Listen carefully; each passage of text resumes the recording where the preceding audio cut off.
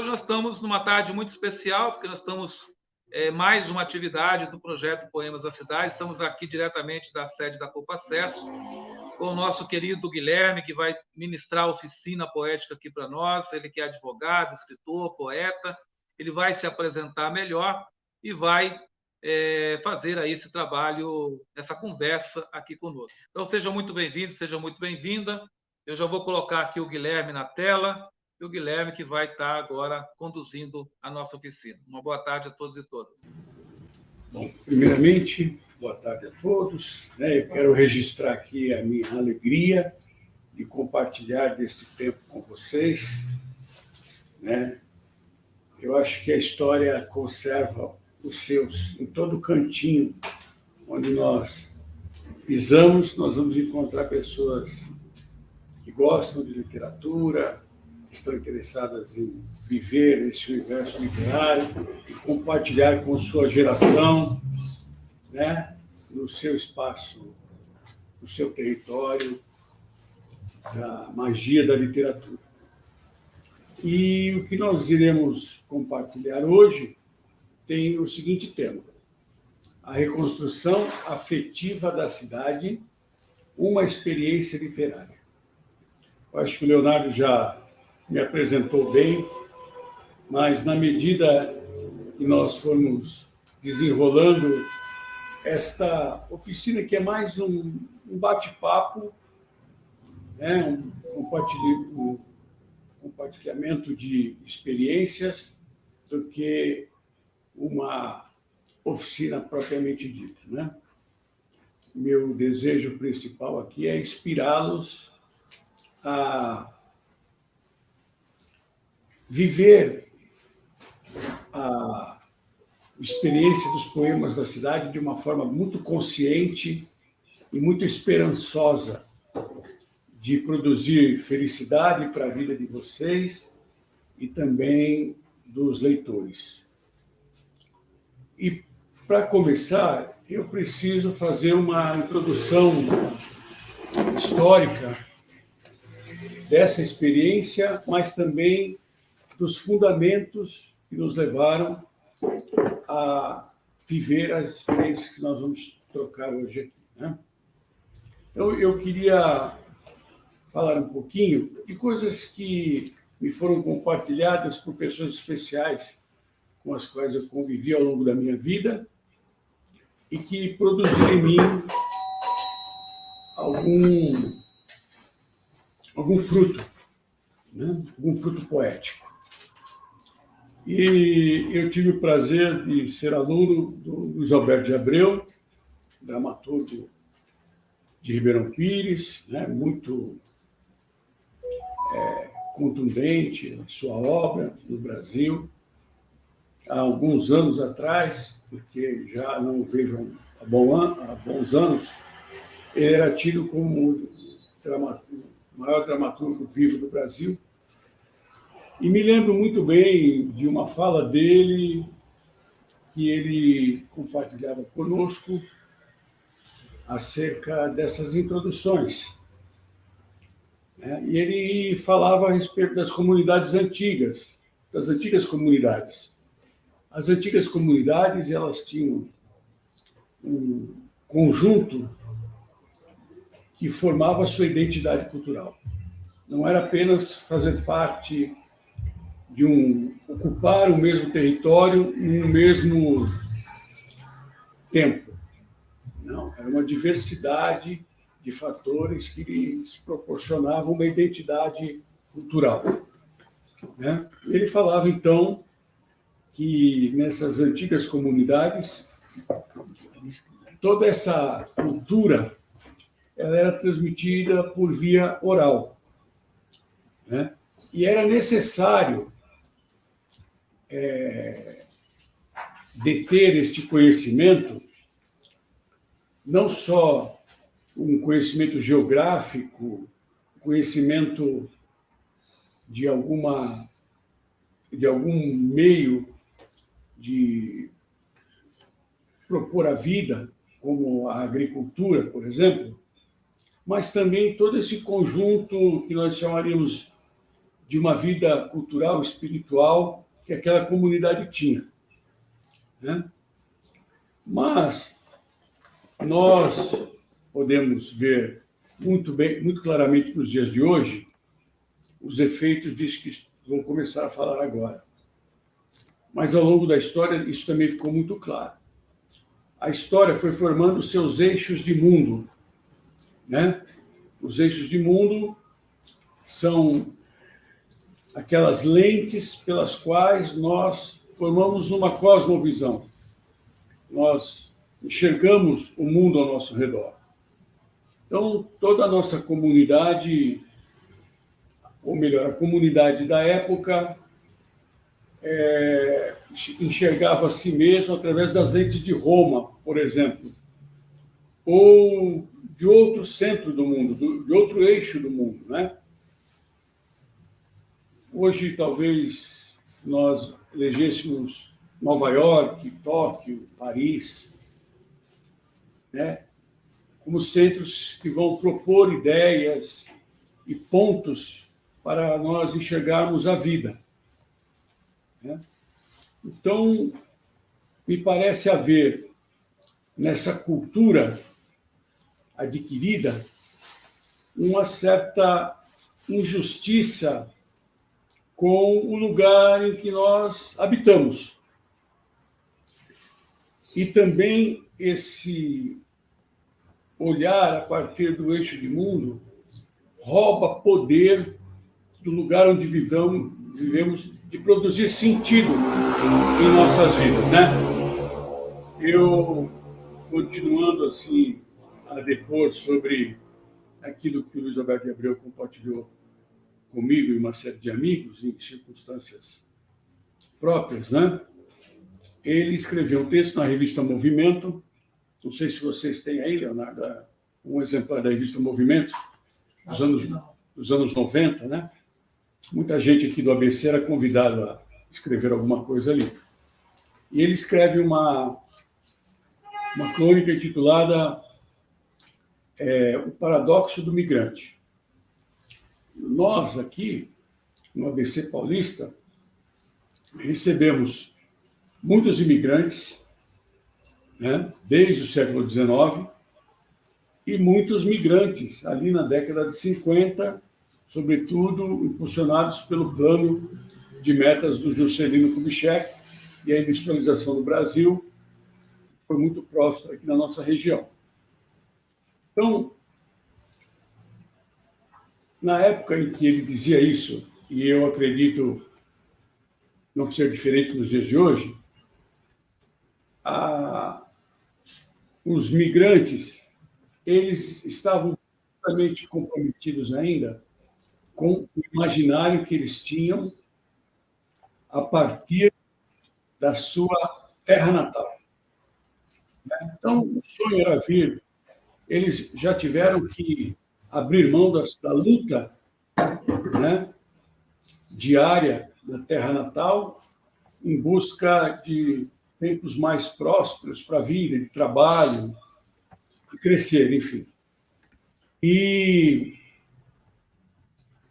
Mas aquilo que eles conservavam como nobre, como relevante na sua vida, fazia parte de um imaginário adquirido na infância, na mocidade, ainda na terra natal, né? Então,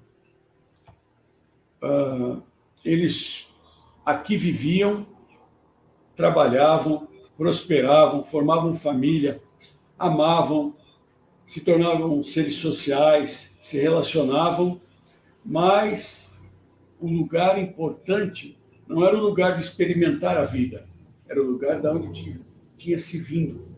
Era o lugar que estava no imaginário deles, ocupando um lugar de destaque no imaginário, né? Tanto que a reflexão que o dramaturgo fazia é que toda essa comunidade que migrou, né, de mineiros e nordestinos, eles formaram muita riqueza material. Foram trabalhar, enriquecer as empresas aqui do ABC, mas a produção cultural, ao ponto de deixar uma marca contundente na história, é um pouco irrelevante, no sentido de que não houve esse impacto. Né? Quando nós pensamos no ABC Paulista, né, em um ponto que une o ABC Paulista, nós vamos pensar no mundo do trabalho. Né?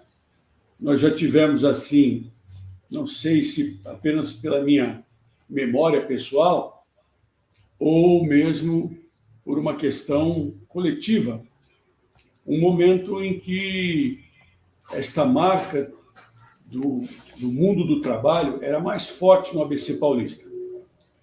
Eu preciso fazer uma ressalva aqui, um pouco tardia, mas eu preciso dizer aqui aos meus colegas, que eu imagino o público aqui presente, né, que são andreenses, né? Eu sou mauaense, e um mauaense apaixonado pela minha cidade. Vou compartilhar com vocês um pouquinho dessa paixão, né, nesse tempo que passaremos juntos. E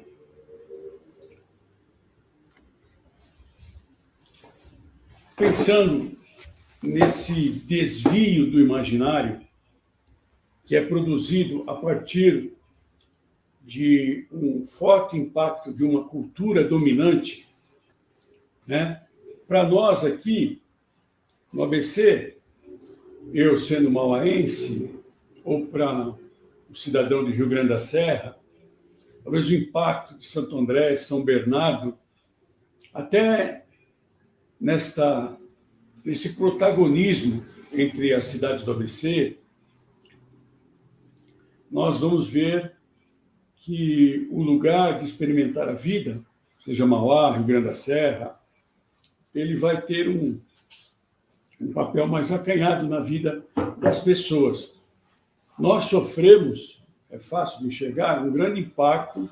Nós recebemos as sombras de São Paulo sobre nós, tanto no mundo do trabalho, no mundo do consumo, da vida de uma maneira geral. Né? E isto é bem evidente na minha geração. Percebo que entre o público aqui presente tem alguns contemporâneos. Eu nasci nos anos 60. Né? Então fui apanhado e influenciado por toda essa cultura brasileira e mundial que nós vivemos nas últimas décadas, né? Então, quero propor uma reflexão para vocês. Não sei se todos aqui se lembram de uma novela que passava, uma novela para jovens, que passava no final da tarde, chamada Malhação. Né? Ali os nossos jovens da periferia de Mauá, de Santo André, aqui no Jardim Guaraciaba, né? E outros bairros da cidade de Santo André, São Bernardo, ao assistir a Malhação, eu consigo enxergar com muita facilidade uma proposta para eles mudarem o olhar deles, de onde a vida pulsa, não para o bairro onde eles moram, ou mesmo a cidade, como Mauá, que foi uma cidade que até hoje recebe olhares assim muito jocosos, sempre uma brincadeira depreciativa conosco, né? Comigo, Freire Dias, meu amigo está conosco aqui, que também mora em Mauá, sobre Mauá, né? Que era tida como a terra de índios, terra do pé de barro. Era sempre uma coisa desqualificando o mauaense. Né? E os jovens, ali nos anos 80, nos anos 90, eles, talvez querendo fugir dessas características, eles começassem a olhar para Ipanema, lá da novela Malhação, e dizer: é ali que a vida pulsa, é ali que o sol brilha, é ali que as pessoas brilham. ali que é o lugar de vencer, o lugar da vida, e não onde eu moro. Onde eu moro não tem beleza, não tem poesia, eu não me sinto acolhido em algumas pretensões que eu posso desejar ter a respeito da minha vida. Esse lugar onde eu vivo não me oferece este suporte para que eu produza a minha felicidade a partir da minha existência. Desvio do imaginário. Isto é muito comum. Nós podemos estender essa influência para as novelas, para os filmes, e acharmos... Leonardo, confesso aqui, embora esteja levando uma vida mais acanhada, assim, na minha militância literária, mais recluso, eu não conhecia a Copacesso, fiquei muito feliz em conhecê-la, conhecer essa iniciativa, E quando conheci o endereço dela ainda, fiquei mais feliz ainda, Tem coisas que nós somos chamados para marcar uma geração. Ainda que aquela geração ela não consiga entender e até mesmo vivenciar essas iniciativas, mas a gente registra na história a nossa ação nesse sentido. É como um chamado da vida, não é? Então, eu percebo que o mundo tem ofertado uma estética, princípios de vida para esta geração, e pelo jeito vai continuar a ofertar, e nós, como produtores literários, sejam poetas, prosistas, precisamos fazer outro tipo de oferta. Eu queria continuar compartilhando com vocês aqui uma espécie de introdução histórica e filosófica sobre a reconstrução afetiva da cidade, uma experiência literária. Queridos, eu em Mauá, ali, minha família chegou ali nos anos 30 em Mauá, meu pai teve uma história muito interessante em Mauá, então eu sempre me senti muito ligado à cidade, fui atleta lá na cidade e tal. E na minha adolescência, estudar em São Bernardo, e eu não gostava de receber esses adjetivos pejorativos com relação a Mauá. Num determinado momento da minha vida, eu comecei a questionar o fato da cidade não me devolver o amor que eu tributava a ela, o respeito, a consideração que eu tinha pela minha cidade. Mas haveria de vir sobre a minha vida uma série de influências que me ajudariam nesse resgate, no meu resgate, no resgate do relacionamento que eu tinha com a cidade. Então, eu tive primeiro uma crise com a minha cidade. Ela não dava um sentido para a minha vida e não proporcionava uma alegria e algumas necessidades que eu comecei a ter. Nos anos 90, os presentes aqui e também aqueles que nos seguem pela internet, talvez se lembram quando se discutia muito acerca de um tema, de uma palavra que parece que desapareceu do nosso vocabulário cotidiano: globalização. A gente já está tão dentro dela e tão globalizado, tão amalgamado culturalmente, com as maneiras de viver a vida no mundo todo, que a gente não vai se lembrar muito dessa discussão sobre globalização.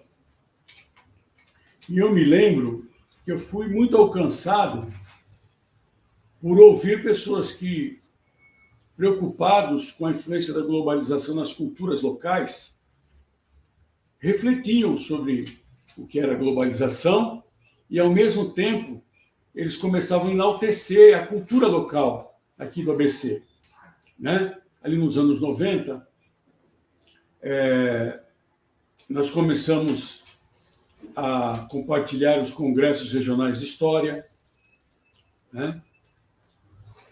E muito se falava e se produzia acerca dessa cultura regional e local nossa, né? Se preocupava muito com a situação potencial dessa cultura hegemônica que vinha pela globalização engolir as regionalidades, né? Eu me lembro nos anos 90, por exemplo, que o cinema inglês começou a produzir filmes muito... Desculpem-me aqui a pretensão de falar do cinema inglês, né? Porque o meu conhecimento é tão limitado a respeito disso, mas são as impressões da época. E se falava muito de vilas, das vilas, de coisas muito regionais na Inglaterra, não é?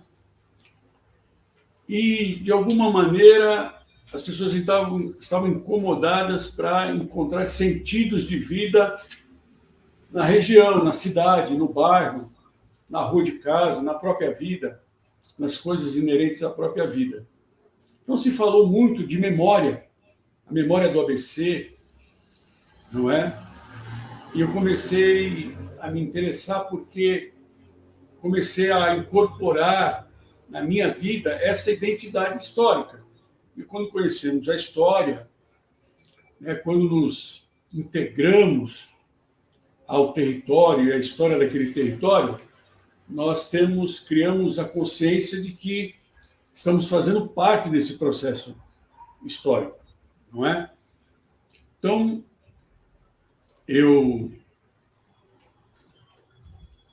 tive uma oportunidade nos anos 90, aliás, 2 oportunidades, e sem perceber, vivendo essas oportunidades, foram 2 viagens que eu fiz, eu voltei para Mauá com um olhar de estrangeiro. Eu fui para países assim antigos, com uma arquitetura muito bonita e antiga, cheia de histórias, cheia de conexões com a nossa história, a história do próprio ABC e a própria história de Mauá. E eu voltei com um olhar generoso para a minha cidade, mas, ao mesmo tempo, ainda uma solidão que eu vivia ali na minha cidade. E eu mergulhei, não sei se vocês têm aqui, um livro muito difícil de encontrar, um livro escrito pelo Ademir Médici, um jornalista ainda presente no Diário do Grande ABC, é um memorialista, e ele escreveu De Pilar a Mauá no ano de 86. Ali, queridos, motivados por um método de pesquisa que o próprio Luiz Alberto de Abreu nos passou, eu comecei a investigar um cotidiano histórico de Mauá. Como é que as pessoas viviam, o impacto do mundo do trabalho, das profissões, melhor digo, do lazer, os personagens históricos da cidade, o que se comia, como era a medicina, um universo muito rico, cheio de imagens pulsantes e poéticas. Então, eu tive um encontro com a minha cidade, conhecendo a história dela. Embora o meu próprio pai tenha sido uma pessoa com uma certa expressão nessa história.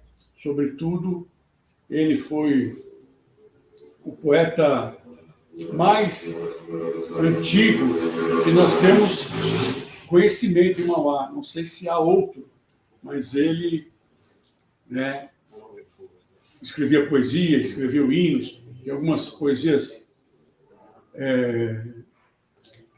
antológicas lá de Mauá. Ele foi ator de teatro, né? Eu herdei muito disso, mesmo que ele não tenha sido o principal vetor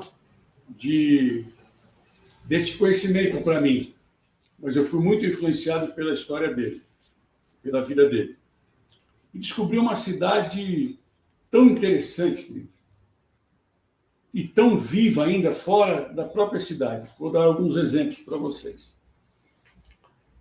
Porque todo esse conhecimento foi muito impulsionador das coisas que viriam ligadas a essa reconstrução afetiva e uma produção literária, né, com os poemas da cidade, lá em Mauá. Né? Mauá nós tivemos um ciclo econômico relativamente extenso das pedreiras. Né? Compartilhamos isso com Ribeirão Pires, que Mauá era conhecido como Pilar Novo e Ribeirão Pires como Pilar Velho. Tudo isso por conta da capela de Nossa Senhora do Pilar, que é uma capela de 300 anos, uma casa bandeirista. Lá em Mauá nós temos uma casa bandeirista de 300 anos também. Né? E o meu pai, a família do meu pai, meu avô, meus tios e meu pai vieram como imigrantes italianos, que tinham muita habilidade manual, trabalhar nas pedreiras. Né? Meu pai trabalhou pouquíssimo tempo, depois foi trabalhar num curtume, em Mauá, cuja lembrança, nesse curtume nós temos uma chaminé que fica ali dentro do shopping de Mauá, é um patrimônio tombado, né, que era a chaminé do curtume, e eu tenho um cinto que ele fez quando ele trabalhou lá, ele tinha 16 anos, em 1939, 1940, eu tenho esse cinto, que tem mais de 80 anos, ainda comigo, lá em casa, uma herança dele, né? E as pedreiras produziram memórias assim maravilhosas. Vocês conhecem aquele monumento às bandeiras ali do Vitor Brecheret, no Ibirapuera? Vocês aqui presentes conhecem? Sim. Aquilo, uma pedreira de Mauá ganhou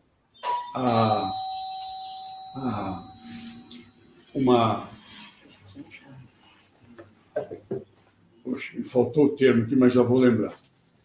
Uma concorrência pública para fornecer as pedras que foram cortadas, né, pelo Vitor Brecheret, mas aquilo é granito Mauá. Todo esse asfalto, todo esse paralelepípedo, nós ainda raramente encontramos, né? O paralelepípedo é o granito Mauá. A Catedral da Sé foi feita, 80% da pedra da Catedral da Sé, pedra é granito Mauá, que saiu de Mauá.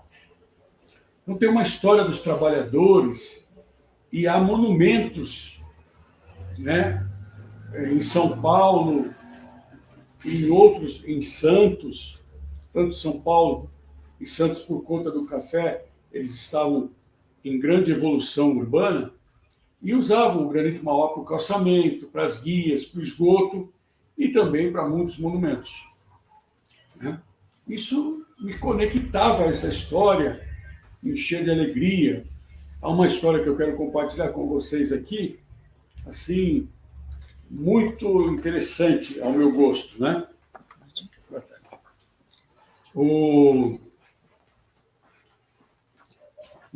Há uma rua em Mauá chamada Lazar Segal. É perto da minha casa, inclusive. Mas por que este nome foi dado àquela rua? Bom, ali há uma casa antiga, hoje é um barzinho, foi uma pizzaria há muito tempo, é uma casa charmosa, ela era sede de uma chácara ali. Depois dessa chácara foi loteada, a casa permaneceu ali, ganhou outras funções, e esta chácara era do Guir Segal, irmão do Lazar Segal. O Lazar Segal vinha passar veraneio em Mauá, né? E ficava ali na casa do seu irmão mais novo. Nos anos de 1946 e 47, havia uma capela da Juventude Operária Católica, da JOC, ali próximo. Hoje ela está no interior da Santa Casa de Mauá, Avenida Dom José Gaspar, e esta capela ela é muito singular e muito desconhecida da própria população de Mauá. Aliás, a história de Mauá é muito desconhecida da sua própria população. Quem pintou essa capela foi um romeno chamado Emeric Marcier. Ele que vem da Europa, ali no contexto da Segunda Guerra Mundial, ele se torna um cristão novo e justifica esta conversão baseando-se nas capelas ali coloniais da região das cidades históricas de Minas. Ele mesmo, depois, ele passou a viver em Barbacena e ali ele ficou até a sua morte. E ele pintou a capela da Santa Casa em afrescos, né? Naquela pintura que é direto na parede. E há uma diversidade de estilos ali, né? E ele, como judeu, ele pintou muito o Antigo Testamento, o que é, como uma capela católica, é um pouco difícil nós imaginarmos, assim, buscarmos no nosso imaginário, nós vamos chegar à conclusão que o que nós vemos lá são pinturas do Novo Testamento, da era cristã já. Mas ele, como judeu, ele pintou ali o dilúvio, ele pintou a Torre de Babel. Bom, ele pintava segurando uma vela na mão e ele pintava no escuro. Esta capela, né, para vocês entenderem a importância dessa história, o Pietro Maria Bardi, que foi o fundador do MASP e seu presidente por 50 anos, considerava a obra muralista mais bela, mais expressiva e mais importante do Brasil. E o Lazar Segal, ele vinha a Mauá, ficava na casa do seu irmão e andava uns 500 metros, chegava na Capela da Joque e via o Emeric pintar. Uma história muito interessante, não é? Ali em Mauá também morou um irmão, não lembro, Acácio Novaes, irmão da Guiomar Novaes, grande pianista. São algumas histórias bem pitorescas da cidade. E eu queria compartilhar isso para que este mal-estar com relação ao fato da pessoa nascer ou viver em Mauá se dissipasse da vida dela e ela passasse a se alegar com a cidade, com a história, né? Foi um momento político da cidade também muito próspero. Começamos a ter políticas culturais de cultura assim com mais efervescência na cidade, não é? E eu, bastante comprometido com esta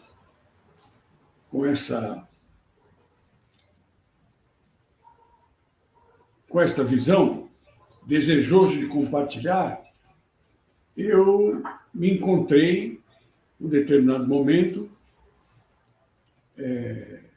recebendo um convite do prefeito municipal da época para fazer parte da Secretaria de Cultura da cidade, que era junto com a Secretaria de Educação e também Esportes. E ali fui desenvolver um trabalho na área literária.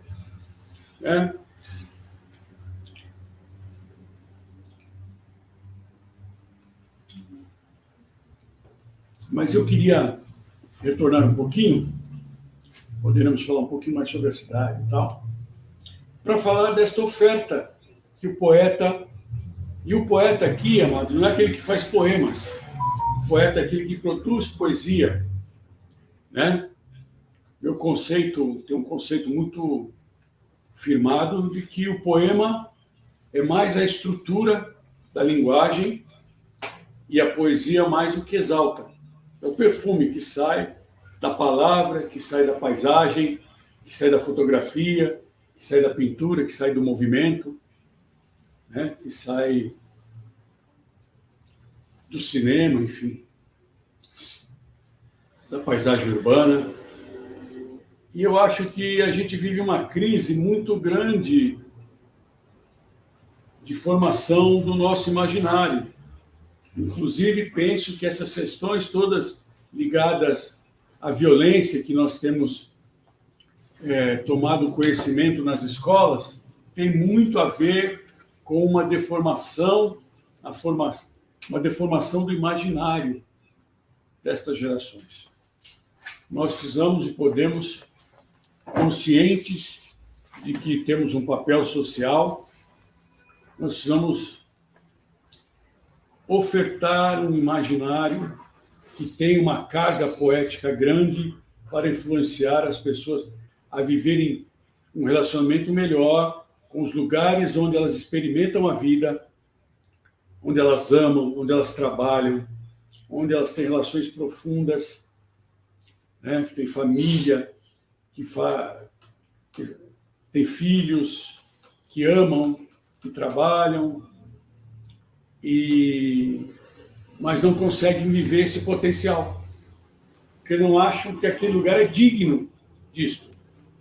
O seu imaginário está desviado. Eu acho que nós vamos dar um toque no queixo desta geração e propor que ela olhe para o seu bairro, olhe para a sua cidade e enxergue ali um sentido com uma carga poética de beleza, né? Olha, vale aqui uma crítica contextual nesse momento que a gente vive. Existe uma teoria da hierarquia das necessidades humanas, que foi desenvolvida por Abraham Maslow, um psicólogo americano. Quem trabalha com administração de RH, com publicidade, certamente conhece. Esta pirâmide, ela coloca no seu substrato, na sua base, as necessidades fisiológicas do ser humano. Quais são? Respiração, comida, água, sexo, sono, excreção. E essas necessidades, elas são muito aguçadas pela publicidade. Eles querem gerar uma necessidade em nós que nós não temos, né? Então a gente vê. Eu quero aproveitar esse momento, fazer uma outra reflexão, se utilizando de um refrão de uma música conhecida por muitos aqui nesta sala, e certamente aí nos ambientes virtuais. Caminhando e cantando e seguindo a canção. Isso não faz parte só de uma canção de protesto do ano de 70, do Geraldo André. Isto é um processo cultural. Caminhando e cantando e seguindo a canção. Eu caminhei e cantei e segui a canção. Tudo que se sucedeu. E a canção não era só canção musical, era a canção da televisão, são os roteiros, as narrativas que nos eram ofertadas, né? E hoje, o que a nossa geração, né, tem ofertado para esta geração que está sendo formada? Há 20 anos atrás, 40% dos partos no Hospital Público de Mauá eram de jovens mulheres, a maioria adolescente. Caminhando e cantando e seguindo a canção. Que canção que essa geração está seguindo? É uma geração que só fala de prazer carnal. É cachaça, traição, ficar. Isso não vai ser em vão. A história vai pagar um preço pelo que ela mesma está produzindo hoje. Então, eu acredito que o sistema tem fornecido isso, ao passo de nós chegarmos à seguinte situação: tudo que nós formos ler vai passar por uma espécie de eixo do mundo baseado no estilo de vida, que é o próprio prazer. A gente só consegue. A nossa capacidade de contemplar, ela tem sido destruída. Nós precisamos, então, experimentar. para dizer que a gente está vivo, a gente precisa experimentar algo. Seja de ordem física, seja de ordem intelectual, estética, nós precisamos experimentar. Né? E a gente vem já há mais de século num processo de destruição de uma coisa que é fundamental na vida, que é beleza. Beleza não é um conceito ideológico, político. A beleza ela tem um significado muito consistente para a vida, porque nós podemos, por meio, eu vou me basear aqui um pouco no Roger Scruton, um filósofo inglês falecido muito recentemente, há uns 2 anos. Ele era um filósofo conservador e ele fazia essa defesa da beleza, né? Por meio da beleza, vou precisar do óculos aqui, porque eu trouxe um roteiro aqui, né?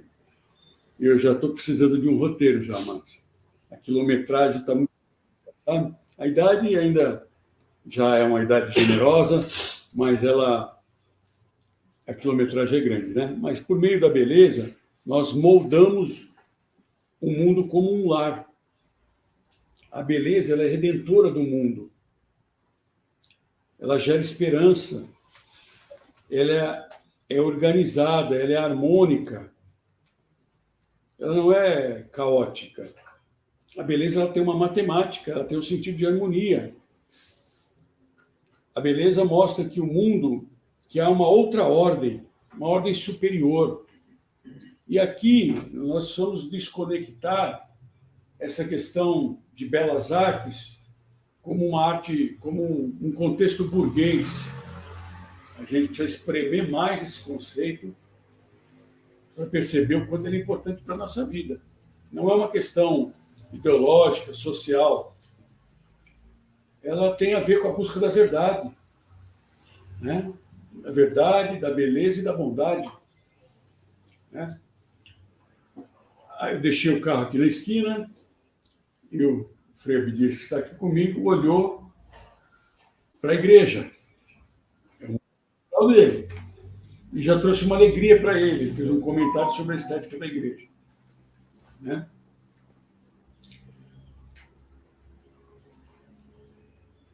Como é poderoso nós acharmos pontos de vida no nosso trajeto, por exemplo. Então, eu volto dessas viagens ali, no finalzinho dos anos 90, e começo a olhar para os canteiros, ou recordar de alguns canteiros e fontes nos jardins das casas, procurar flores, adereço nas casas, né? Algum aspecto histórico que me conecte com a história das casas, né? Eu começo a dispor um olhar generoso para a minha cidade. Eu vou ser cuidadoso para achar uma beleza, uma poesia na cidade. Esse exercício, ele deu um sentido para a minha vida e eu, num determinado momento, fazendo política pública lá em Mauá, na área cultural e literária, nós tomamos uma série de ações. Alguém comentou sobre um determinado sarau aqui, né? Não sei se foi a Cida ali, que ela perguntou sobre algum sarau, alguma coisa. Lá em Mauá, nós instituímos um sarau chamado Soltando Verso. Nós tínhamos um projeto chamado Literatura Mora ao Lado, que falava da cidade, que falava de autores de Mauá e do ABC. A gente tinha uma parceria com um lugar assim que me enriqueceu demais, que era a Livraria Alfarrábio. Ali havia um grupo de escritores que produziam, refletiam Eles foram pessoas que compartilharam, né, essas experiências que eles tinham com a história e com a cidade. Dalila esteve aqui conosco no ano passado. Dalila. Pois é. Né? Dalila Teles Vera. Todo aquele grupo foi muito importante na minha vida. E eles vinham a Mauá e se deliciavam com esse movimento na cidade. Nós produzimos concursos públicos temáticos para forçar esse olhar. Então, por exemplo, eu lembro um tema que era o itinerário. Então, aquele que ia produzir o conto, aquele que escreveu o poema, ele ia ter que olhar para o itinerário dele e extrair ali literatura, história, poesia. Nós fizemos em 2002, Mauá, ele entrou num processo de refletir sobre o rio. O rio Tamanduateí nasce em Mauá, na Gruta de Santa Luzia, um parque que também foi uma pedreira lá em Mauá. E nós tivemos ali uma ideia de fazer uma antologia poética chamada As Cidades Cantam o Tamanduateí que Passa. Então, poetas de Mauá, Santo André, São Caetano e um poeta representando São Paulo, né, eram poetas das cidades que faziam parte do leito do rio Tamanduateí. Escreveram sobre a cidade. Lembraram o rio de outrora. Vou ler um poema aqui sobre esse rio, né, que é o rio da minha infância. E também fizeram uma denúncia da situação do rio. Né? Alguém poderia pegar mais um pouco de água?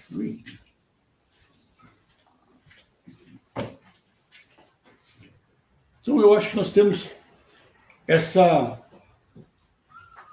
esse papel social de compartilhar beleza, poesia, sentido, vida, cor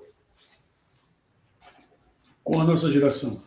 Nós sabemos que nós vivemos uma outra era. Nós não vivemos mais a era da palavra, a gente vive a era da imagem. Né? Mas o poder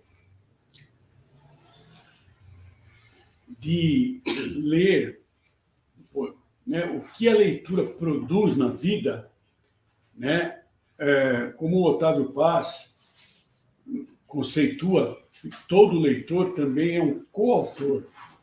Quem cria as imagens que foram escritas são os leitores, eles que criam. E isso é poderoso demais na vida. Não só para dar sentido, beleza à vida, mas dentro de situações que eu não consigo entrar profundamente, dentro da neurociência. Nós fazemos exercícios cerebrais incríveis, formando imagens. E quando a gente cria, né, isso gera esperança em nós de recriar o que está fora. Recriar a história, recriar o dia, o sentido da vida, né? Recriar o outro. Então, queridos, poema é isto, é o encantamento. Eu não gosto muito do poema que causa estranhamento. Eu me lembro um poema, parte de um poema do Paulo Leminski, assim.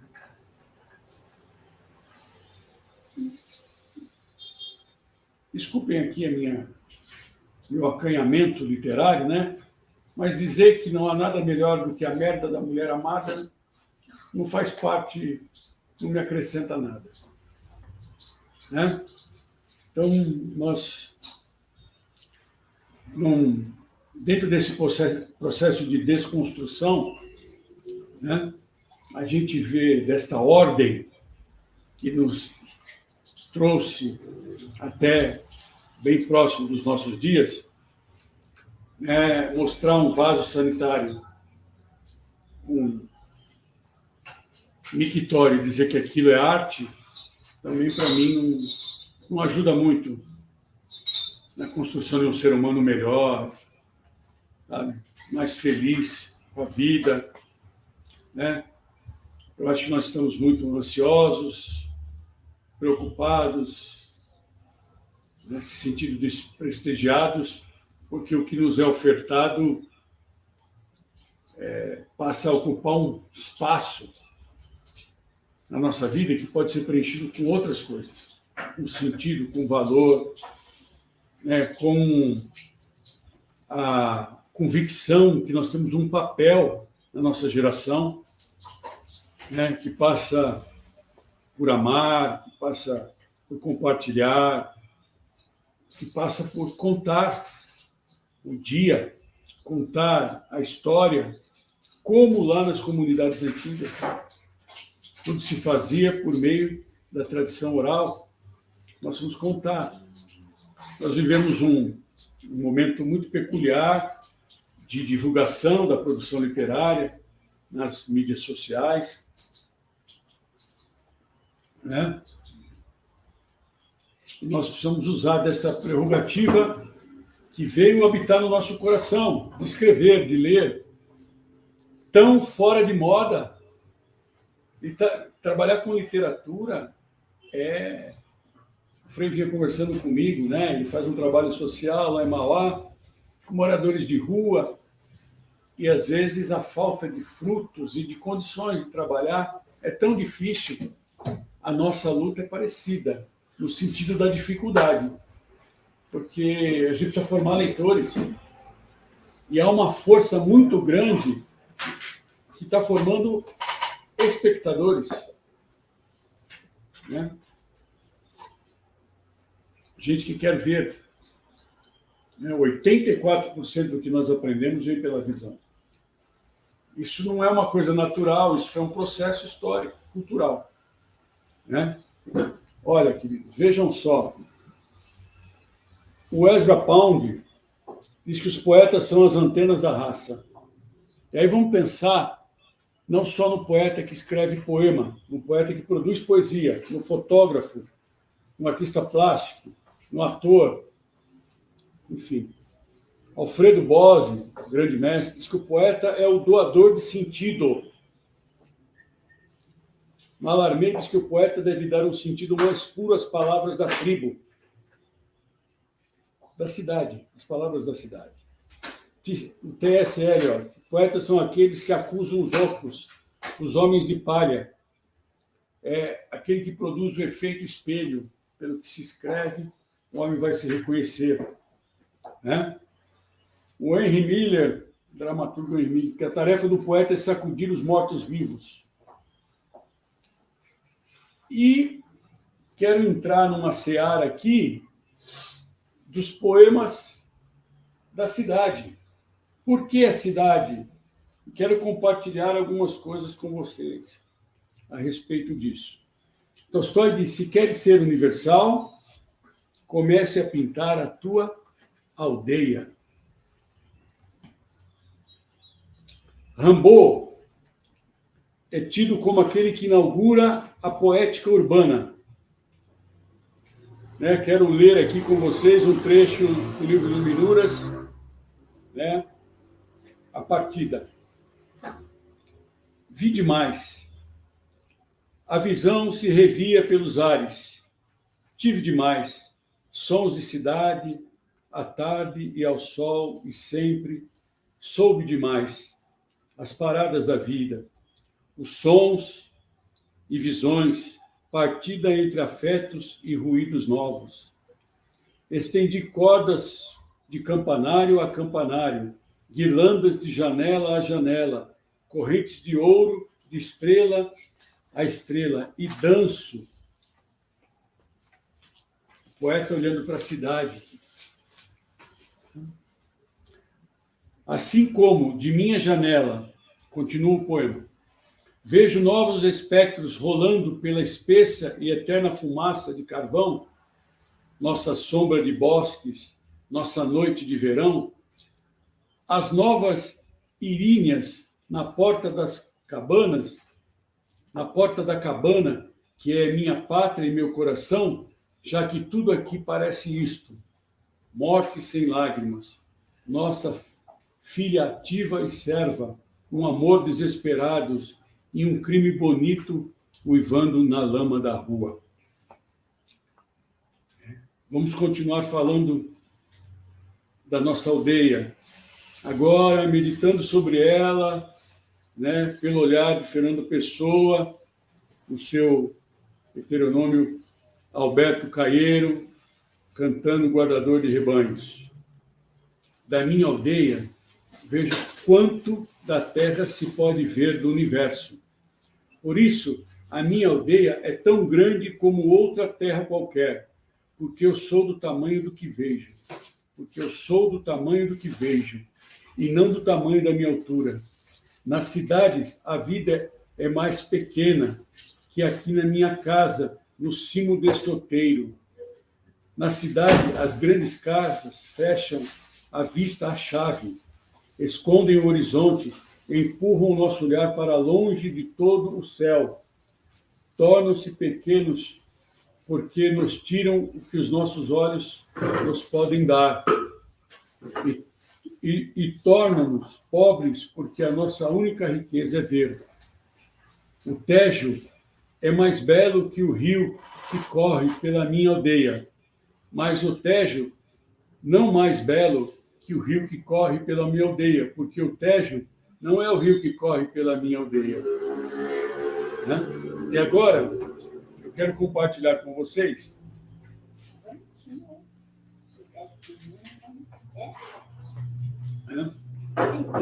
um breve poema sobre o meu rio, que era o Rio Tamandatei.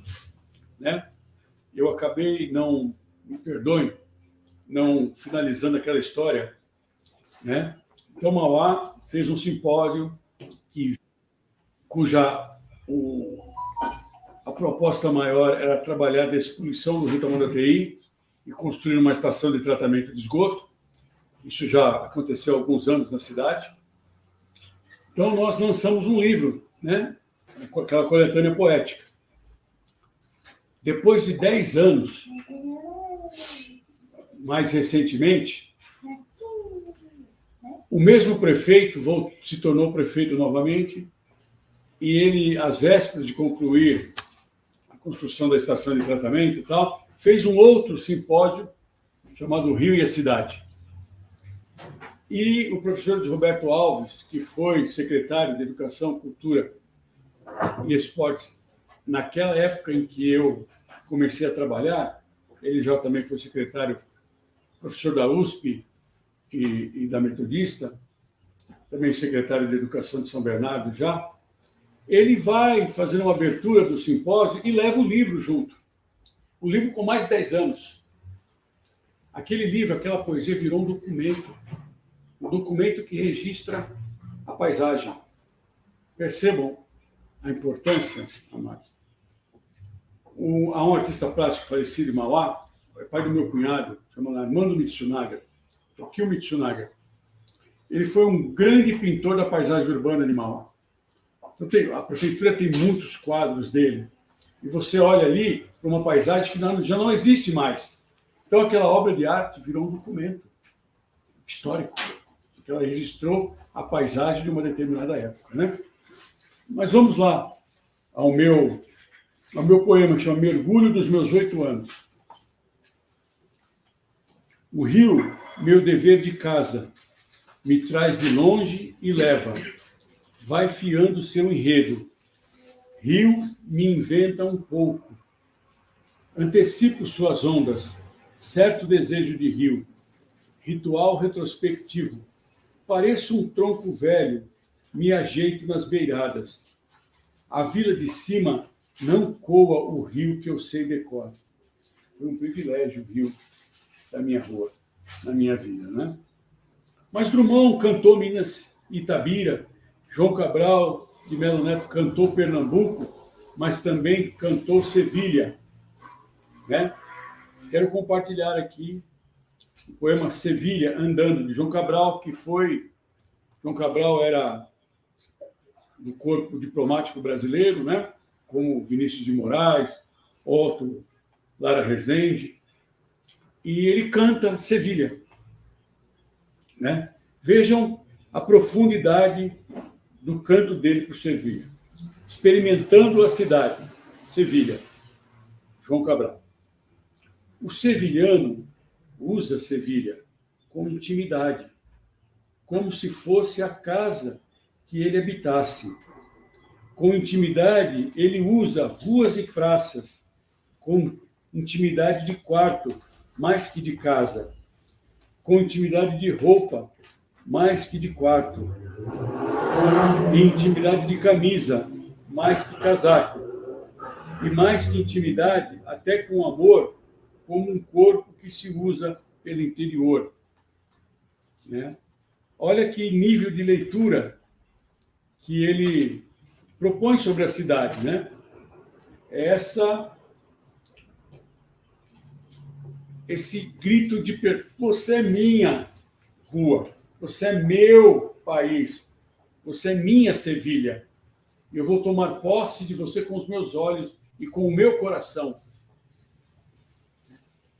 E eu quero ler uma carta muito desafiadora, certamente vocês já devem ter, no mínimo, ouvido falar deste livro chamado Cartas ao Jovem Poeta, do Rainer Maria Rilke. Eu não me lembro do nome do jovem poeta, mas ele ousa. Drummond escreveu um poema pedindo que ninguém lhe enviasse poemas para serem analisados. Mais ou menos isso. Mas o Rilke é muito generoso, mas ele é muito voraz com o jovem poeta. Ele poderia ali ter matado esse jovem poeta no berço, né? E eu quero compartilhar um trecho mais extenso, mas há momentos aqui que há uma verdade tão profunda.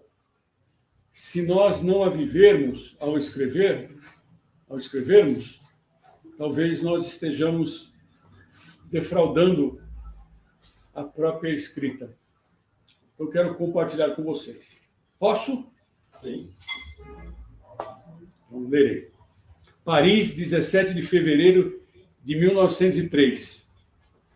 120 anos atrás. Prezadíssimo Senhor, sua carta alcançou-me apenas há poucos dias. Quero agradecer-lhe a grande e amável confiança.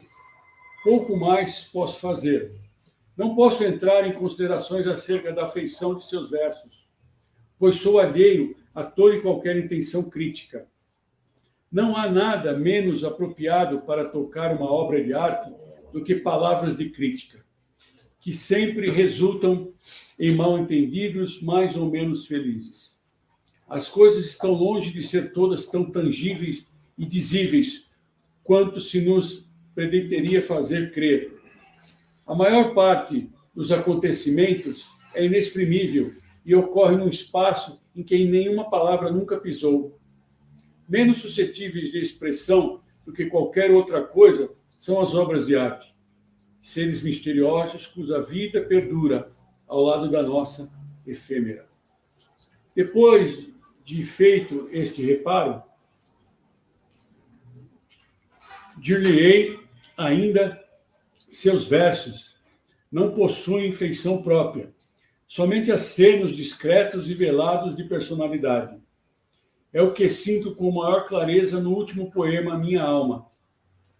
Aí, algo de peculiar procura expressão e forma. No belo poema A Leopardi, talvez uma espécie de parentesco com este grande solitário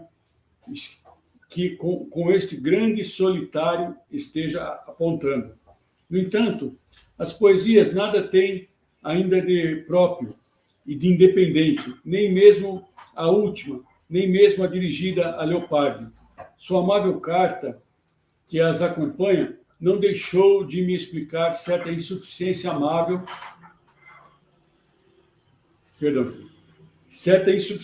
que senti ao ler seus versos, sem que a pudesse definir explicitamente. Pergunta se os seus versos são bons? Perguntam a mim, depois de o ler, perguntando a outras pessoas, manda aos periódicos compará-los com outras poesias e inquieta-se quando suas tentativas são recusadas por um ou outro redator? Pois bem, usando da licença que me deu de aconselhá-lo, peço-lhe que deixe tudo isto. O Senhor está olhando para fora, e é justamente o que menos deveria fazer neste momento. Ninguém o pode aconselhar ou ajudar. Ninguém. Não há senão um caminho. Procure entrar em si, investigue o motivo que o manda escrever, examine se estende suas raízes pelos recantos mais profundos da sua alma, confesse a si mesmo, morreria se lhe fosse vedado escrever? Isto acima de tudo. Pergunte a si mesmo, na hora mais tranquila da noite, sou mesmo forçado a escrever? Escave dentro de si uma resposta profunda. Se for afirmativa, se puder contestar aquela pergunta severa por um forte e simples sou, então construa sua vida de acordo com esta necessidade. Sua vida, até em sua hora mais indiferente e anódina, deverá tornar-se o sinal e o testamento de tal pressão. Atente-se agora, meu filho. Aproxime-se, então, da natureza. Depois procure, como se fosse o primeiro homem, dizer o que vê.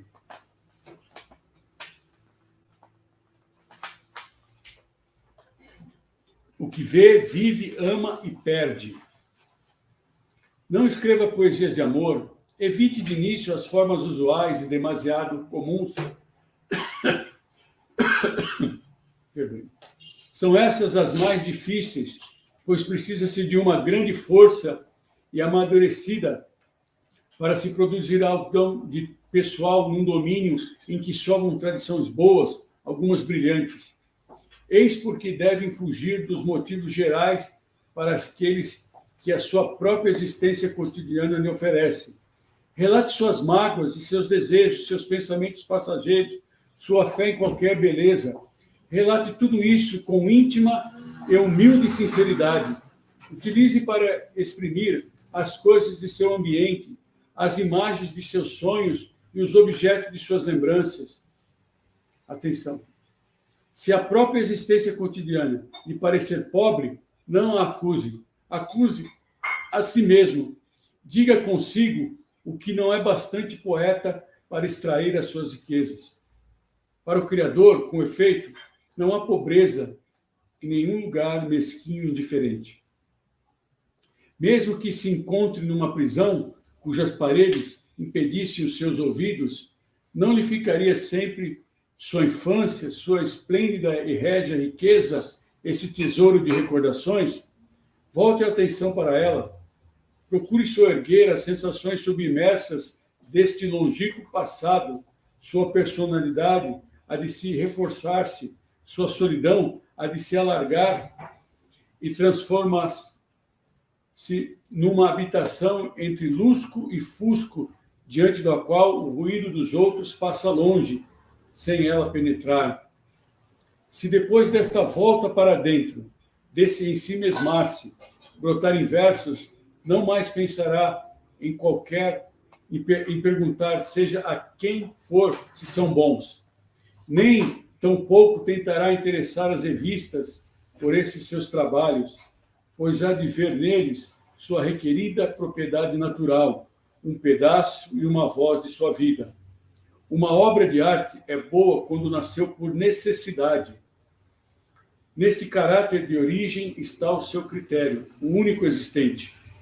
Também, meu prezado Senhor, não lhe posso dar outro conselho fora deste: entrar em si e examinar as profundidades de onde jorra a sua vida, na fonte desta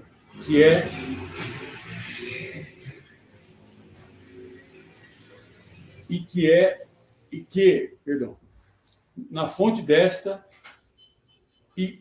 é que encontrará a resposta à questão de saber se deve criar. Aceite tal como se lhe apresentar à primeira vista, sem procurar interpretá-la. Talvez venha a significar que o Senhor é chamado a ser um artista. Nesse caso, aceite o destino e carregue-o com o seu preço, com seu peso e sua grandeza, sem nunca se preocupar com recompensa que possa vir de fora. O Criador, sem efeito, deve ser um mundo para si mesmo e encontrar tudo em si e nessa natureza a que se aliou. Até aqui, queridos. Depois posso deixar para vocês, posso enviar. Algumas coisas me chamam muito a atenção. E o que eu registrei e guardei na minha vida, aí, pelo menos há uns 35 anos, foi esse princípio. Como se fosse o primeiro homem dizer o que vê, vive, ama e perde. Então, vamos compartilhar com o leitor e com o mundo aquilo que nós concluímos que só nós vimos. Só nós sentimos das coisas que estão ao nosso redor, mas estão antes dentro, porque foi com este dentro que nós interpretamos o que está fora. Então, vamos procurar o que é belo, bom e verdadeiro e compartilhar. Né? Quero, então, ali, eu morei muito tempo na Rua Marechal Deodoro da Fonseca, no Parque São Vicente, em Mauá. Né? E eu escrevi esse poema aqui. Coisas que eu via a partir do meu portão. Um terreno e um eucaliptal bem grande na minha frente, assim, largo. Parte dele já foi ocupado por alguns prédios lá no Parque São Vicente. Mas vamos lá. Paisagem esquecida detrás das efemérides. Esse é o nome do poema. Senhoras elegantes sob um chuvisco breve, mas somente o cão experimenta a rua. Insípido, um sino pulsa o coração das casas. A criança debruçada observa. O pássaro, hipnotizado pela tarde, recolhe, até esvaziar-se, os últimos tons de ocre, enquanto a noite vai tingindo o seu primeiro tecido, em lentos movimentos ao piano. A cidade, estilhaços de luz, se insinua detrás do bosque de eucaliptos. A Marechal Deodoro não celebra a lua, envelhecida Blue Moon, e o sol me estende a loma. Labor de conferir dezembro. Sabe, queridos, há alguns conceitos assim de uma professora, uma linguista, chamada Marisa Lajolo, professora da USP. Ela diz um pouco, com outras palavras, as intenções do Pietro Maria Bach. Né? Primeiro, ela diz que nós somos do tamanho do nosso vocabulário. O nosso mundo é do tamanho das nossas palavras. O que não está no nosso vocabulário está no caos do inominado. Não existe para nós. Que nós não podemos compartilhar. E nós precisamos caçar essa poesia, essa beleza e compartilhar. Ela diz assim, Marisa Lajolo, que a palavra é tão poderosa, ela tem um poder de transitar no espaço e no tempo o objeto que ela representa. Como é seu nome, querida? Vera. Vera. Então, imaginemos aqui, na sua casa agora, né? Tem alguém lá na sua casa agora? Não. Não. É só o pet. É, só o pet.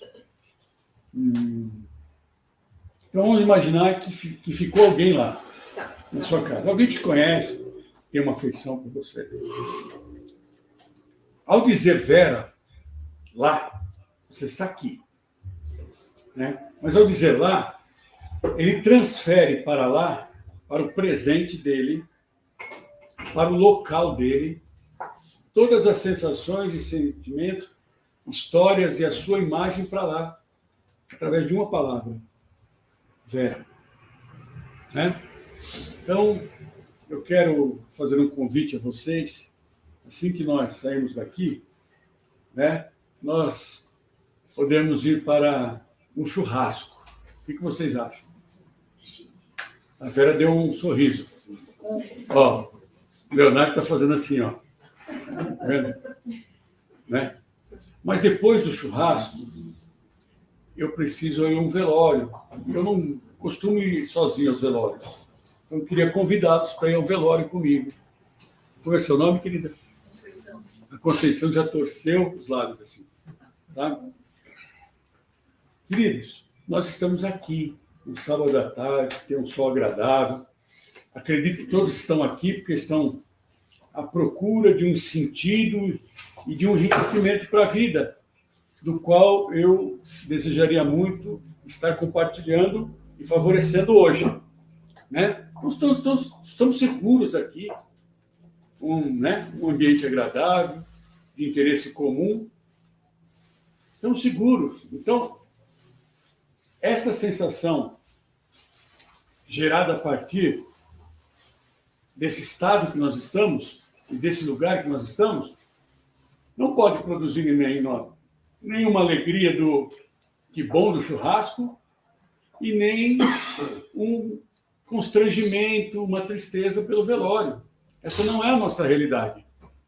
Mas com palavras eu consigo trazer o que estava presente, o que está ausente daqui.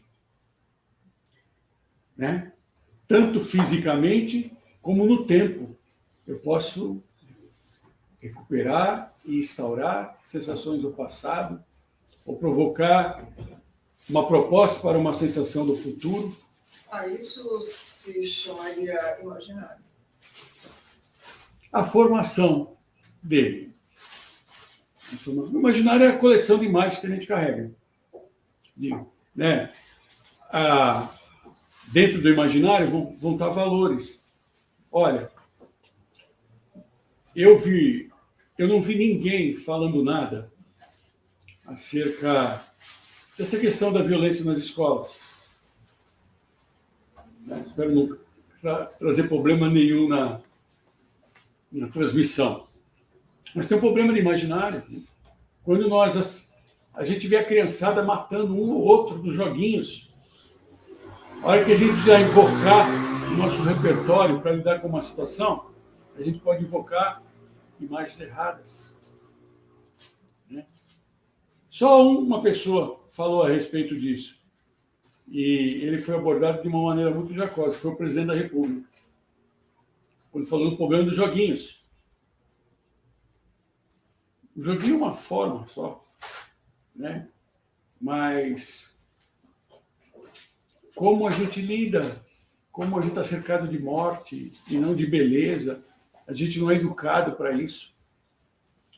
Né? Há uma batalha pelo nosso imaginário, há forças que querem tomar o nosso imaginário. A gente esteja curvado diante dessas forças.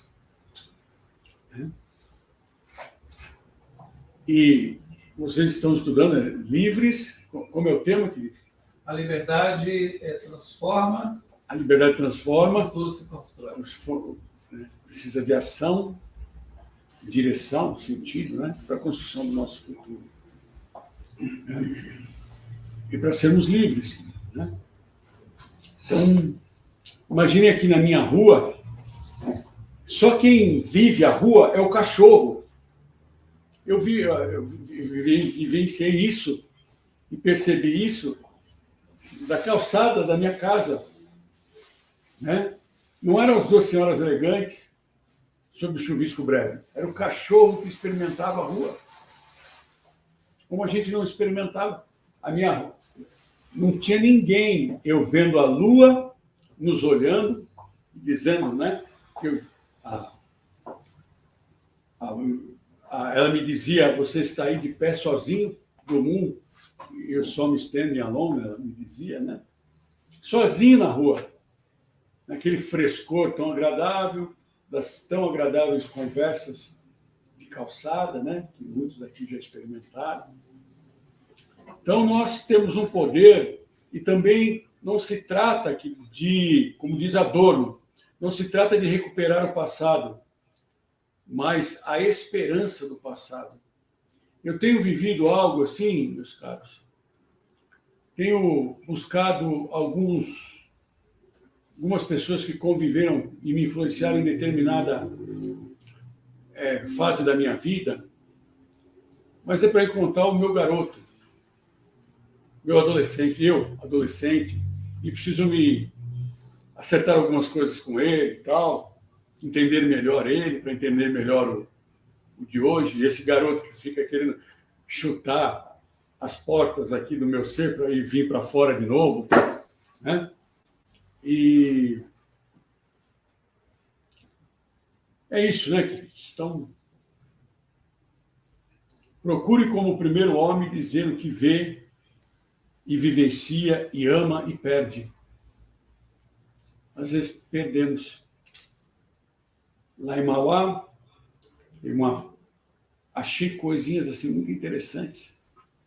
Fui pesquisar na rua, mas nós tínhamos uma capela de 1915 que foi derrubada para levantar uma indústria, né? Nós não valorizamos muito o que nós temos, porque não aprendemos a valorizar.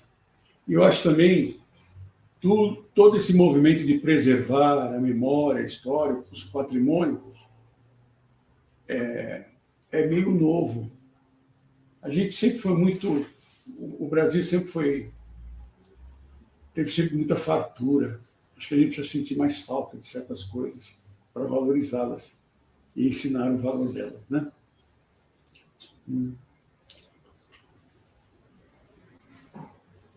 Mário de Andrade diz assim: a pátria é o acaso de migrações e do pão nosso onde Deus nos der. Né? Eu morei numa cidadezinha de 2018 a 2020, uma cidade de 50 mil habitantes, chamada Paraguaçu Paulista, perto de Marília, perto de Assis. Pense numa cidade simpática, numa cidade romântica, assim. Pelo menos é uma estética que me agrada, sabe? Casas com jardins, senhoras bordando ali no quintal, fora. E toda uma vida, toda uma exploração. A cidade está ali para ser canto. Me aproximei de um grupo lá e fiz um desafio a eles, mas senti que não interessou a alguém. Aquela experiência ia tirar protagonismo de alguém e essa pessoa não se engajou. Era vital que ela se engajasse, né? Mas eu fui lá e toda essa explosão de me relacionar com o espaço onde eu vivia, ela aconteceu novamente. E eu quero cantar um pouco dela para vocês. Posso? Sim. Então cantarei, tá? Lá havia um jardim japonês lindo. Ele estava em reforma, tinha umas placas de reforma. Ele tinha uma cerca em volta. Era uma cerca de vidro, era. Acho que era. E para escrever ali, eu comecei a escrever sobre a cidade. Eu fui no jardim japonês, ele tem um imaginário, uns valores assim muito interessantes, né? Tudo tem um porquê de estar no jardim japonês. E eu fui mergulhar, eu quero enxergar alguma coisa nesse jardim japonês e fazer alguma denúncia e mostrar alguma coisa que está escondido lá dentro. Então, o poema se chama Um Dia de Hamari no Jardim Japonês. O Hamari é uma coisa que todos nós podemos fazer, é contemplar. O japonês tem essa cultura, ele para ali para contemplar. olhar.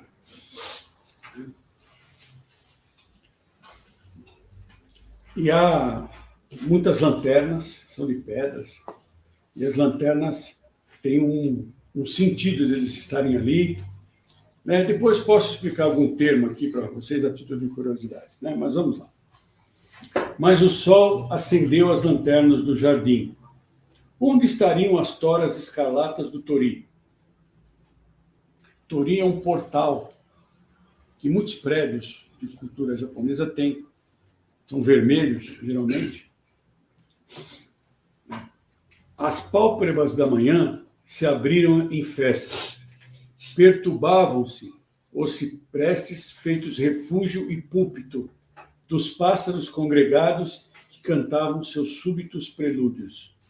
Pôs-se enciumado o pessegueiro sem florada, o gerivás, a araucária excelsa, as azaleias perfiladas se curvavam diante dos ipês rosas que entregavam a si mesmo, dispensando na brisa suas corolas. Um colar ia adornando o colo da alvorada. Uma pétala reclamava outra pétala, e como se estende a manta sobre a criança, assim cobriam o caminho de pedras. Eu, sentado ali, em meus olhos, embora me encontrasse como o lago sem águas, destilhava uma lágrima da memória. Eram as cães brancas da minha mãe, recém-penteadas, ela e o seu penuar rosa, e o perfume de alma de flores, que após o banho vesperal enchiam os cômodos da casa. Agora passa em revista a manhã alagada de chamas róseas, cuja herança de sal foi no meu rosto depositada. Um tumulto íntimo parece o entulho, as ferramentas que ornam a casa de chá, um secreto caminho até a ponte interditada, sem balões e fotógrafo de casais, cujos postais migraram para os catálogos do museu. Aquela cerca sussurrava a cidade exilada nesta ilha, sem poema ou cerejeiras, sem o segredo dos cadeados. Do outro lado, no reflexo da loja, em que a jovem imodesta se estimava, uma bicicleta cega acelerava sob o comando do semáforo. Até aqui.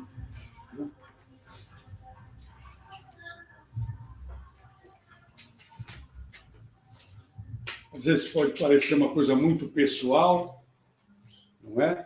Mas é preciso registrar. Né?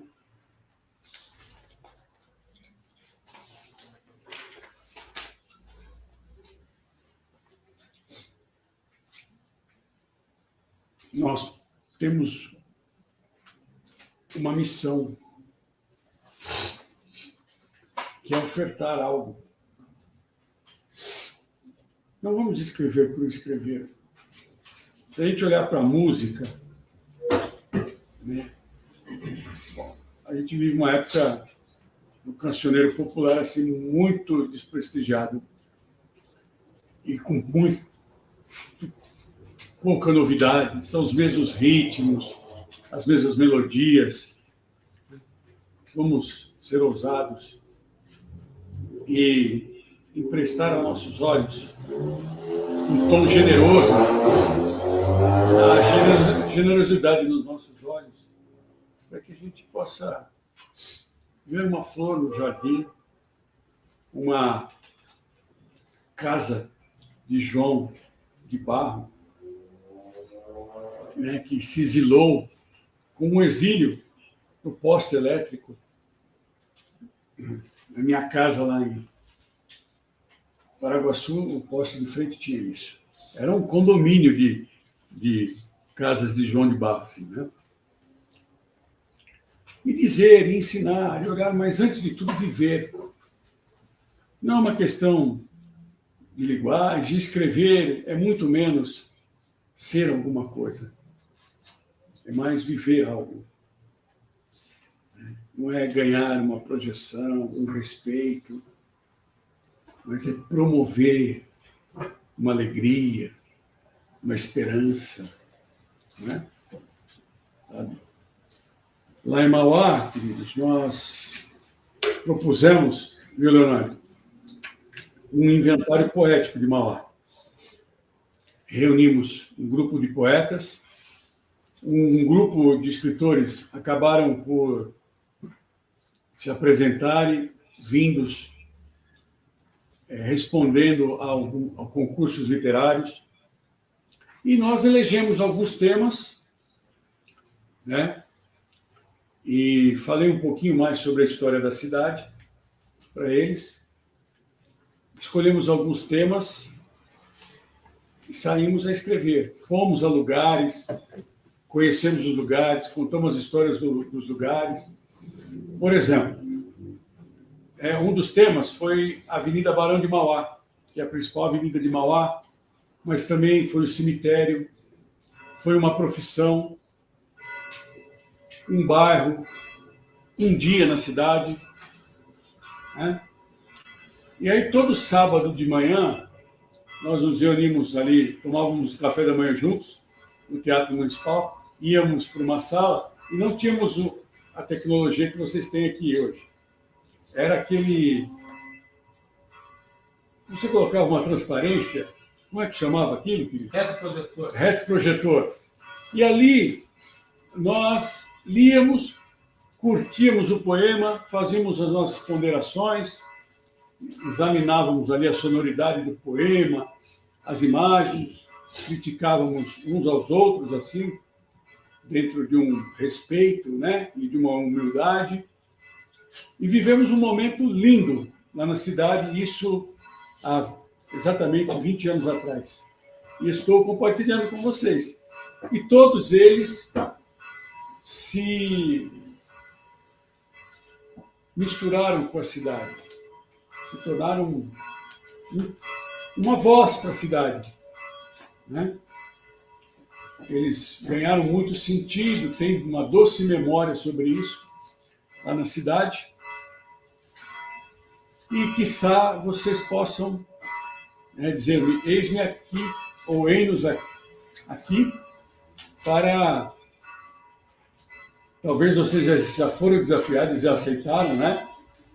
Não conheço muito bem o projeto, vou conversar melhor com o Leonardo, o projeto Poemas da Cidade, mas vocês queiram cantar a cidade.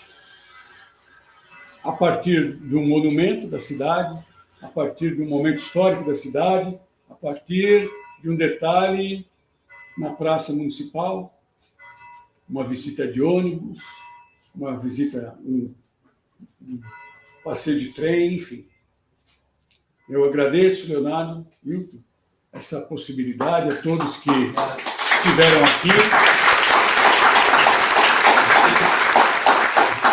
Agradeço também àqueles que nos assistiram, que vão nos assistir, né, pelas mídias sociais, e que também se sintam desafiados a colorir a paisagem, né, a lançar um olhar generoso e apaixonado pelo seu trajeto, pelo lugar onde você vive, onde você ama, onde você produz, onde você é tão importante, que o teu imaginário, né, ele esteja ligado aonde você está vivendo.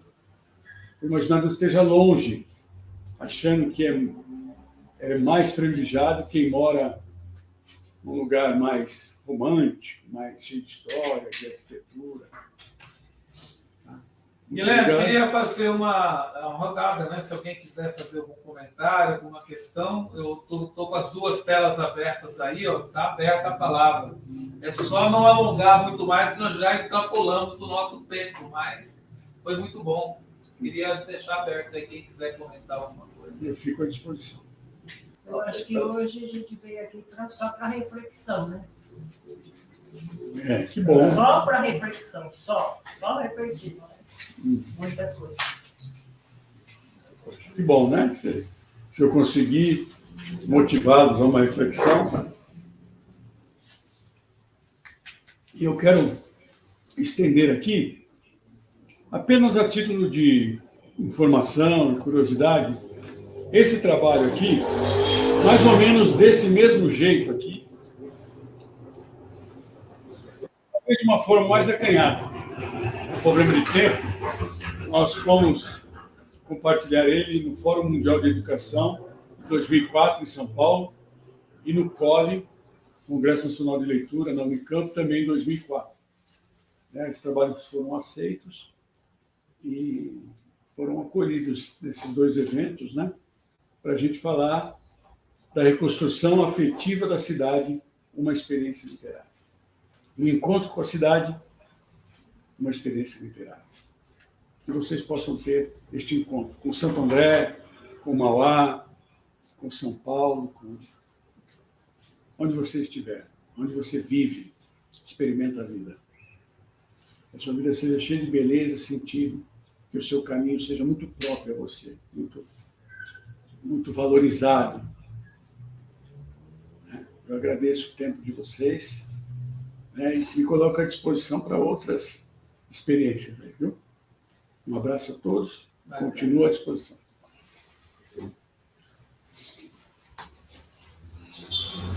Guilherme, só uma pergunta, já que você é de Mauá. O Aristides participou com você? Meu amigaço, Aristides Teodoro, muito amigo do meu pai, né? Meu pai também chama Guilherme, né? Eu sou o Júnior, né? Ele é o que o Guilherme Vidotto mesmo, eu sou o Júnior. Faz tempo que eu não o vejo, que antigamente ele fazia parte do grupo aqui na biblioteca, né? E todos os meses a gente se encontrava, né? E aí depois passou para a Casa da Palavra, ele continuou vindo lá na Cecília Meirelles, depois subiu o Aristides. Tá com 85 anos, né? Ele é ativo, né? Lá nós temos um encontro, chama Encontro da Palavra, no Teatro Municipal. É um grande sarau, assim, muito livre, né? E é fácil encontrá-lo lá. Eu brinco muito com ele, porque ele já tem... Quando você toma cuidado aí, hein? Na rua, hein? Cuidado. Não vou contar o resto, que vai ficar mais... É mais pessoal mesmo entre eles. Bacana. Deixa eu... Acho que o senhor já se entendido para nós. Por favor. Eu quero apenas parabenizá-lo, doutor Guilherme. Olha, eu, sinceramente, cheguei um pouquinho atrasado, mas foi compensador. Realmente, para mim, foi mais que um despertamento. Poesia, poema, a parte literária, tudo isso que nós aprendemos aqui, dia a dia, né? Olha, sinceramente, merecedor de aplausos. Sinceramente, nós ficamos até emocionados com as suas palavras, com o seu modo singular de apresentação, com calma, com transparência, com exemplificação. Olha, realmente está de parabéns. Muito obrigado. Que bom, me sinto realizado. Com licença. A palavra criada com a alma, dita por ela mesma, enobrece a ela mesma e a quem compartilhar da sua beleza. Obrigado.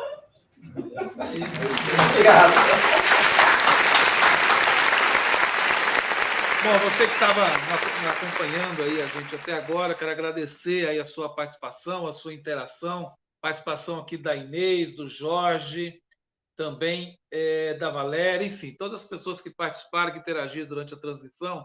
E se você quiser, claro, participar aí do nosso projeto Poemas da Cidade, é só acessar o nosso site lá, copacesso.org. Lá tem a aba Projetos Poemas da Cidade 2023 e lá tem a ficha de inscrição para você poder participar do projeto Poemas da Cidade. Então, um grande abraço, obrigado aí ao doutor Guilherme, obrigado a todos que estiveram presentes, obrigado a você que acompanhou ao vivo e você que, em algum momento, irá assistir a essa apresentação. Então, um grande abraço a cada um e cada uma de vocês.